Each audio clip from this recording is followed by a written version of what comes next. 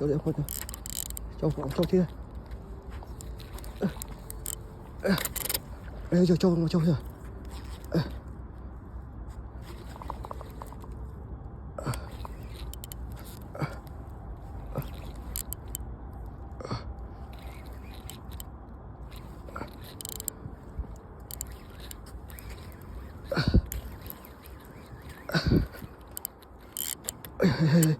Ôi giời, bò thông quá.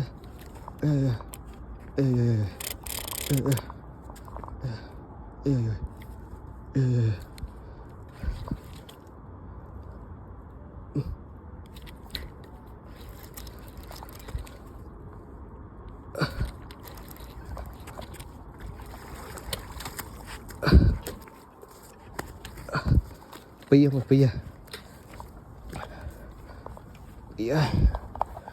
Em con pia xài liệm muối. Một đây là